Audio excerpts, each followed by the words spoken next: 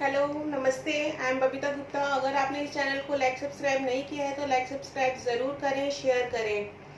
मैंने आप सब तक जो चाइल्ड डेवलपमेंट में सीडीपी में जो बात की है, मैंने आपसे ग्रोथ एंड डेवलपमेंट के बारे में बात की है।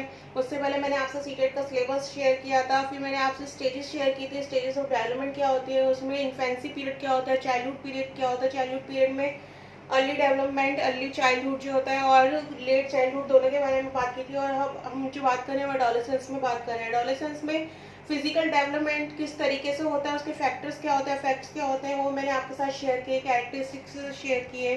तो अब जो हम बात करेंगे वो इंटेलेक्चुअल की बात करेंगे। इंटेलेक्चुअल डेवलपमेंट क्या होता है, यानी कि जो मानसिक विकास होता है बच्चे के अंदर वो किस तरीके से होता है। और जो एडोलेसेंस की एज होती है, जैसे मैंने आपको बताया था, वो क्या एज होती है, वो 12 to 18 या फिर किसी किसी बुक में 11 to 18 भी कंसिडर्ड है वो। तो ये डिपेंड्स करता है कि क्या है वो, किस बुक से आप पढ़ रहे हैं और किस साइकोलॉजिस्ट के बारे में पढ़ रहे हैं। तो जो हम नॉर्मली कंसिडर करते हैं वो 12 to 18 की एज कंसिडर करते हैं। तो इसमें हमें आज पढ़ना है कि इंटेलेक्चुअल डेवलपमेंट एक्चुअली होता क्या है ये चीज़। Intellectual development means the development in abilities and capabilities of man. देखिए, पहले यहाँ तक समझिए कि क्या है ये चीज़। इंटेलेक्चुअल डेवलपमेंट यानी जो मानसिक विकास है, उसका मतलब क्या है, the development in abilities and capabilities. Abilities यानी योग्यता और कैपेबिलिटीज जो उसकी उपयोगिता की, क्या तो योग्यता है एक आदमी में और क्या उसकी उपयोगिता है, ठीक है ना। ड्यू टू विच, जिसके अनुसार ही एडजस्ट हिमसेल्फ, वो खुद को एडजस्ट करता है इन द चेंजिंग एनवायरनमेंट, के बदलते एनवायरनमेंट में वो खुद को एडजस्ट कर रहा है वो। And finds solution to his problems, और क्या ढूंढता है वो, अपने प्रॉब्लम्स के सॉल्यूशन ढूंढता है। तो जो बेसिकली हम देखने में आता है कि जो हमारा मानसिक विकास है, जो हमारा इंटेलेक्चुअल डेवलपमेंट है, वो हम कैसे हम जज करते हैं किसी को कि वो किस तरीके से प्रॉब्लम से बाहर आ सकता है उसका। क्योंकि जैसे जैसे एनवायरनमेंट चेंज होता है कि प्रॉब्लम तो आती है, तो उसका सॉल्यूशन किस तरीके से कोई इंसान ढूंढता है, कितना फास्ट ढूंढता है, कोई स्लो ढूंढता है, तो वही क्या होता है, वो होता है इंटेलेक्चुअल डेवलपमेंट।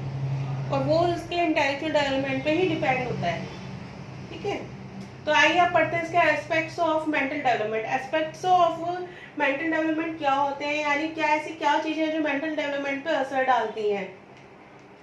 तो उसमें सबसे पहला पॉइंट आता है हमारा सेंसेशन एंड परसेप्शन। सेंसेशन और परसेप्शन क्या होता है कि क्या संवेदना है और अनुभूति, क्या आप महसूस कर रहे हैं और किस तरीके से उसको ग्रहण कर रहे हैं, अनुभूति कर रहे हैं, उसको महसूस कर रहे हैं। तो ये होता है हमारे सेंसेशन एंड परसेप्शन। तो इसका जो हमारा फर्स्ट पॉइंट है, फर्स्ट पॉइंट में क्या दिया हुआ है, the process of sending sensation, the process of sending sensation during instincts is called perception. यानी कि देखिए, इंस्टिंक्ट्स क्या होते हैं, पहले तो ये जानना जरूरी है। जो हमारे सेंसेस होते हैं ना, जैसे हम सुनते हैं, बोलते हैं, टेस्ट करते हैं, महसूस करते हैं, उनको ही हम बोलते हैं इंस्टिंक्ट्स। तो वो क्या है, प्रोसेस ऑफ सेंडिंग सेंसेशन, जो हम भेज रहे हैं, संवेदनाएं जो हम भेज रहे हैं, महसूस कर रहे हैं, और उनको किसी चीज को जो हम महसूस कर रहे हैं, वही होता है संवेदना महसूस करना। तो जो हम उसको महसूस कर रहे हैं ना, और उसको भेज रहे हैं इंस्टिंक्ट्स के जरिए, हम भेज रहे हैं यानी अपने सेंसेस के जरिए जो भेज रहे हैं, वही क्या है, परसेप्शन है। क्या है वो, परसेप्शन। तो बेसिकली जो परसेप्शन जानना जरूरी है वो ये है कि क्या है, अनुभूति क्या है, किस लिए हम इसको यूज करें। क्योंकि ये जो है सेंसेस के थ्रू जो मैसेज ले रहे हैं, उसको जो हम कन्वे कर रहे हैं, दूसरे तक भेज रहे हैं, तो वो क्या है, परसेप्शन है, ठीक है। अब देखिए सेकंड पॉइंट क्या है इसमें, not developed in small child. जो स्मॉल छोटे बच्चे होते हैं ये डेवलप नहीं होते। छोटे बच्चों में आपने देखा वो सेंसेस होते हैं, वो बाय बर्थ होते हैं उनके अंदर, पर वो क्या डेवलप होते हैं, वो डेवलप नहीं होते।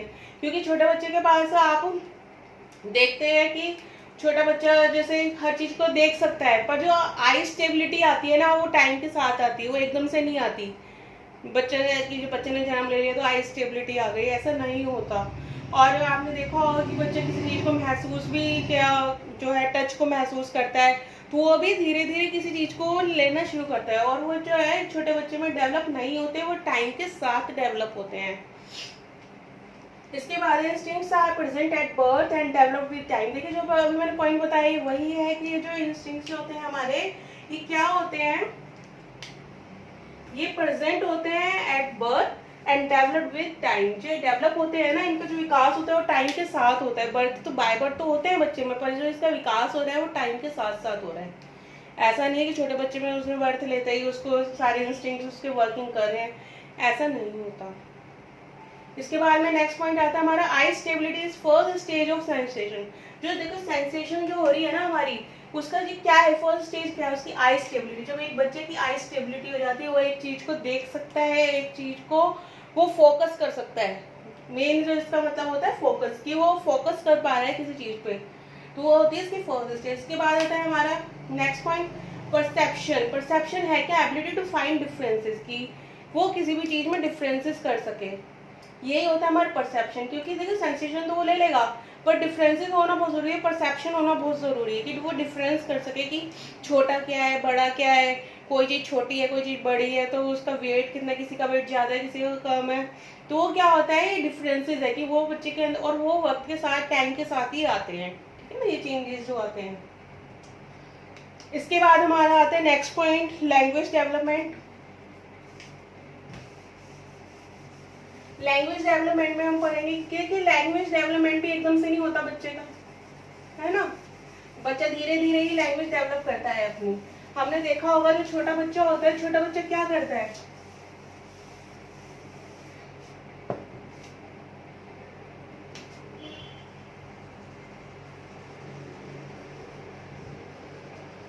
Language development. अब देखिए जो लैंग्वेज डेवलपमेंट है कैसे होती है लैंग्वेज डेवलपमेंट, ये हमारा एस्पेक्ट्स का सेकंड पॉइंट हम पढ़ रहे हैं लैंग्वेज डेवलपमेंट। इसमें क्या होता है, छोटा बच्चा क्या करता है, सबसे पहले वो करता है शाउट्स, यानी वो चिल्लाता है, बस रोता है। आपने देखा होगा छोटा बच्चा है वो बस उसको जो भूख लग रही है तो वो रो रहा है ना, उसने सुसु पोटी कर दिया तो वो रो रहा है, तो वो क्या कर रहा है, वो शाउट्स कर रहा है। सबसे पहले वो क्या कर रहा है, शाउट कर रहा है वो।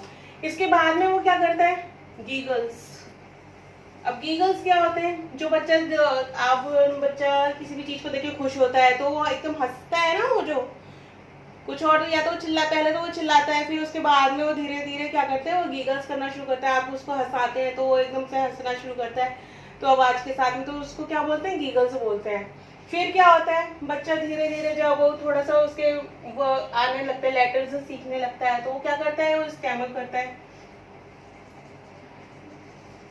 स्टैमरिंग करता है ना, तुतलाता है वो बच्चा, तुतलाने लगता है। फिर उसके बाद में वर्ड फॉर्मेशन होता है, बच्चा मम्मा पापा बोलना शुरू करता है।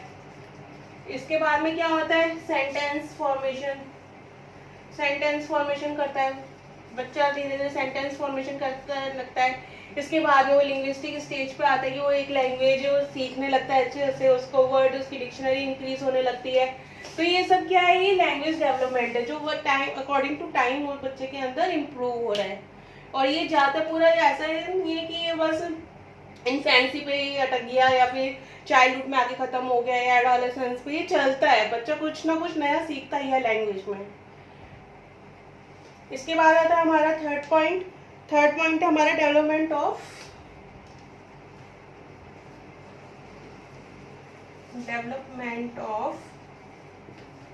Power of understanding.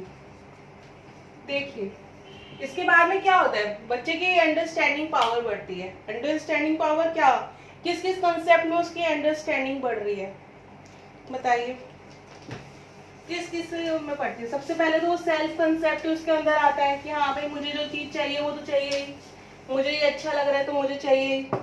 तो क्या आती है सबसे पहली चीज उसके अंदर, सेल्फ कंसेप्ट। बच्चे के अंदर जो पहली चीज आती है वो क्या आता है, सेल्फ कंसेप्ट आता है। उसके बाद में क्या आता है, सेल्फ कंसेप्ट के बाद में और क्या क्या चीजें जो अंडरस्टैंड करता है बच्चा होने लगती है। और ये देखिए जो है ये हम इंटेलेक्चुअल लेवल पे पढ़ रहे हैं कि क्या होता है एडोलेसेंस में। क्योंकि जो एक चीज और देखिए क्या होती है, टाइम कंसेप्ट बच्चे के अंदर आता है, जो कि आपने देखा होगा जब बच्चा 11 to 12 की एज में होता है तब उसके अंदर धीरे धीरे टाइम कंसेप्ट आना शुरू होता है। अदरवाइज उसको घड़ी देखना नहीं आता, उसको इंटरेस्ट भी नहीं होता है, धीरे धीरे बच्चा सीखता है, ठीक है ना। तो क्या एक बच्चे के अंदर क्या फॉर्मेशन होता है, टाइम कॉन्सेप्ट उस बच्चे के अंदर आता है। इसके बाद और क्या आता है बच्चे के अंदर, वेट कॉन्सेप्ट आता है। वेट कॉन्सेप्ट क्या होता है, क्या चीज हल्की है, क्या चीज भारी है। ऐसा देखिए अब जैसे कि ये ग्लास है और एक ये है ना, किसके अंदर ज्यादा आएगा या इसके अंदर ज्यादा आएगा। अगर मैं इसको और लंबा कर दूं तो बताइए। अब कोई बच्चा तो कहेगा ये लंबा है तो इसमें ज्यादा आएगा, कोई कहेगा कि ये चौड़ा है तो इसके अंदर ज़्यादा आएगा, वाटर, अगर मैं वाटर की बात करूँ तो, बट क्या ऐसा है? हम दोनों की कैपेसिटी तो सेम हो सकती है ना। तो ये जो कंसेप्ट है ना, यही कंसेप्ट होता है वेट कंसेप्ट में आता है ये कंसेप्ट, कि कोई चीज़ कितनी भारी है, उसकी कैपेसिटी कितनी है, उसकी कैपेसिटी जितनी होगी वही बच्चे का फॉर्मेशन होता है। इसके बाद में हम फोर्थ की बात करते हैं, फॉर्म कॉन्सेप्ट। अब ये जो कंसेप्ट होते हैं फॉर्म्स कंसेप्ट को हम क्या बोलते हैं, और शेप्स। बच्चा शेप्स के बारे में जानता है, ट्रायंगल्स, रेक्टेंगल, स्क्वायर, रेक्टेंगल, तो इन शेप्स के बारे में बच्चा जानता है।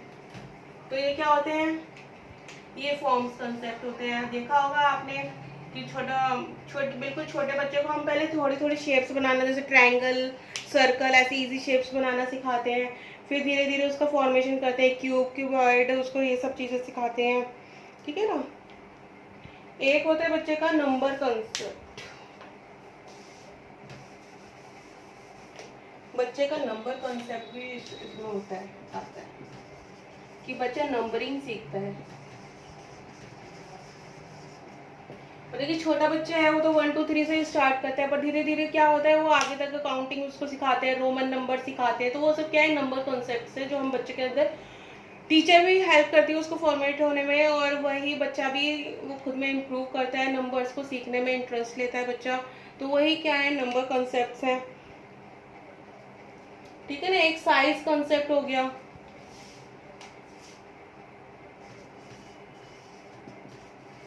साइज कंसेप्ट, छोटा बड़ा है ना, छोटा है, लंबा है, चौड़ा है, बड़ा है, तो ये क्या है, ये साइज कंसेप्ट है जो बच्चे के अंदर आते हैं। तो ये क्या आता है, development of power of understanding, यानी कि उसके अंदर अंडरस्टैंडिंग करने की पावर आ गई, खुद को, सेल्फ कंसेप्ट को भी क्या अंडरस्टैंड कर रहा है वो खुद को, यहाँ पे टाइम को अंडरस्टैंड कर रहा है, यहाँ पे वो वेट को अंडरस्टैंड कर रहा है, यहाँ फॉर्म्स को यानी शेप्स को अंडरस्टैंड कर रहा है, यहाँ पे यहाँ नंबर को अंडरस्टैंड कर रहा है, साइज को अंडरस्टैंड कर रहा है। तो ये क्या है, ये डेवलपमेंट है सारा, जो कि बाय बर्थ नहीं होता, ये टाइम टू टाइम होता है। एकदम से बड़ा ऐसा नहीं कि बड़े बच्चे को आपने एकदम से सारा कुछ ला के दे दिया, वो क्या बच्चे के सिलेबस में शुरू से ये चीज़ डाली जाती है कि वो धीरे धीरे उस चीज़ को फॉर्मेशन कर सके, धीरे धीरे उस चीज़ों को सीख सके। अब इसके देखिए इसके बाद क्या, इसका बाद में जो नेक्स्ट पॉइंट है,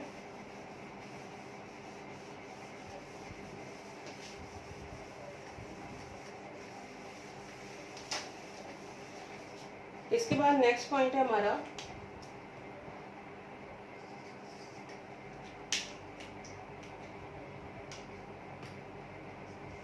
पावर ऑफ रीजनिंग।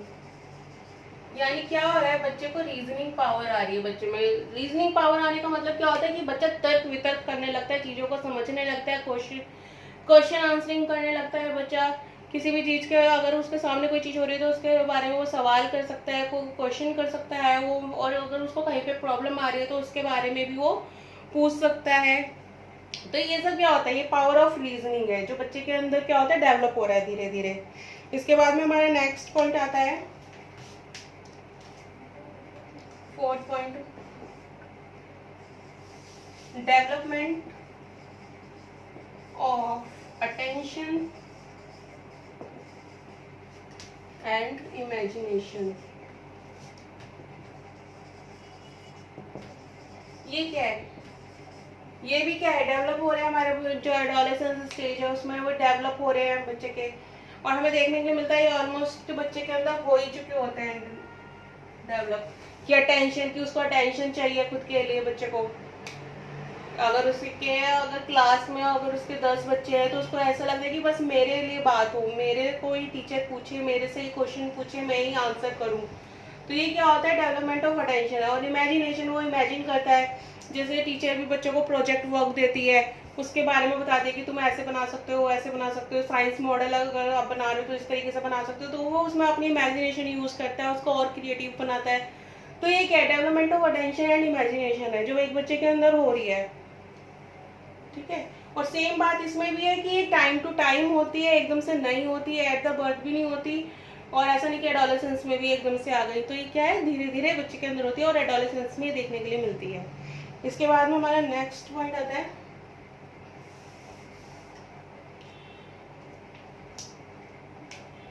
इसके बाद में हमारा नेक्स्ट पॉइंट आता है मोरल